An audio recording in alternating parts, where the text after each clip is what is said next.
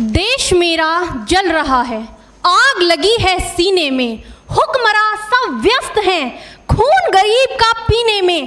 तो राम मंदिर या बाबरी का पक्ष नहीं मैं लाई हूँ, घायल भारत चीख रहा है, चीख सुनाने आई हूँ। परम आदरणीय सभापति महोदय, मंचासीन निर्णायक मंडल समिति एवं उपस्थित मेरे प्यारे साथियों, मैं आरक्षी खुशबू चौहान केंद्रीय रिजर्व पुलिस बल आज सदन की राय से असहमत होते हुए वक्ता विपक्ष में अपने विचार प्रस्तुत करूंगी। महोदय, दर्द हद से तब गुजरने लगता है जब मेरी आंखों के सामने ताज, पुलवामा, छत्तीसगढ़ में शहीद हुए जवानों के शत विशत अधजले शरीर के टुकड़े, रेत के टीलों से ऊपर जाती लाशों के ढेर और कश्मीर की खून से सनी लाल रंग की सड़कों के दृश्य सामने आते हैं। उस पर मेरे प्रतिपक्षी महोदय का कहना ये कि मानवाधिकारों की अनुपालना करते हुए देश से उग्रवाद और आतंकवाद को समाप्त किया जा सकता है। महोदय, अब तो हमारा तिरंगा झंडा भी हमसे ये पूछने लगा है कि क्या बात है भारत, आजकल फहराने से ज्यादा मैं कफन में दफनाने के क्यों काम आ रहा हूँ। महोदय, हृदय तो उस दिन फट गया जब बूढ़ी माँ अपने बेटे के चिथड़ों को देखकर बोली कि साहब, आप तो भर्ती में 1 इंच भी कम नहीं लेते, मैं आधा शरीर कैसे ले लूं।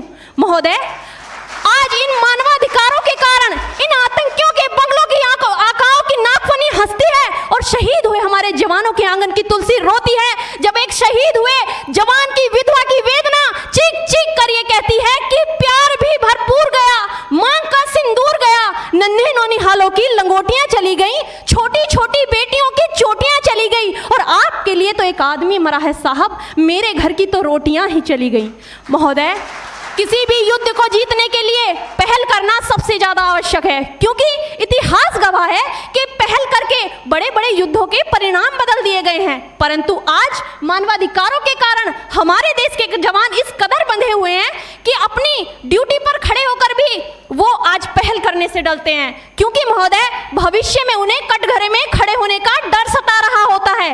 वो ये जानते हैं कि चाहे एक उग्रवादी की राइफल से निकलने वाली गोली को ये तय करना पड़े या ना पड़े कि वो किसे लगेगी, लेकिन हमारी राइफल से निकलने वाली हर गोली को ये निर्णय लेना पड़ता है कि चाहे वो किसी निर्दोष को लगे, दोषी को लगे या ना लगे, परंतु किसी निर्दोष को नहीं लगनी चाहिए। यदि ऐसा हुआ तो ना तो ये समाज हमें छोड़ेगा, ना ही तिल का ताड़ बनाने वाली ये मीडिया हमें छोड़ेगी। और महोदय, मानवाधिकार के तले किसी जवान को दबाकर युद्ध के मैदान में छोड़ देना कोई वीरता नहीं, एक आत्महत्या है।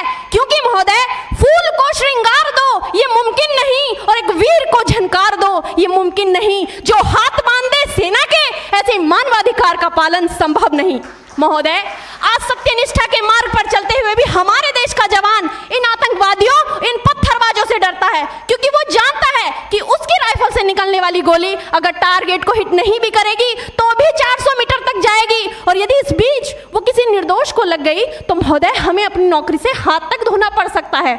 और महोदय, अपनी नौकरी को बचाने की खातिर एक जवान आज ये सोचता है कि चाहे सांप मरे या ना मरे, परंतु लाठी नहीं टूटनी चाहिए, क्योंकि आज हमारे देश के हालात कुछ ऐसे हो गए हैं कि चिरागों को हवाओं में उछाला जा रहा है, हवाओं पर भी रोब डाला जा रहा है। अरे हम ही तो बुनियाद है आंतरिक सुरक्षा की, और आज हमें ही नौकरी से निकाला जा रहा है।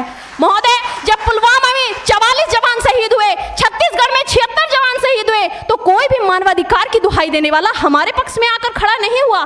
परंतु जब जेएनयू विश्वविद्यालय में एक देशद्रोही के द्वारा भारत तेरे टुकड़े होंगे, अफजल हम शर्मिंदा हैं जैसे देशद्रोही नारे लगते हैं, तो सारे मानवाधिकार के ज्ञाता आकर उसके पक्ष में खड़े हो जाते हैं। तभी तो क्या कहा था उस देशद्रोही ने कि तुम एक अफजल को मारोगे, हर घर से अफजल निकलेगा। तो मैं भारत की बेटी अपनी भारतीय सेना की तरफ से आज ये ऐलान करती हूँ कि उस घर में घुसकर मारेंगे जिस घर से अफजल निकलेगा, वो कोख नहीं पलने देंगे जिस कोख से अफजल निकलेगा।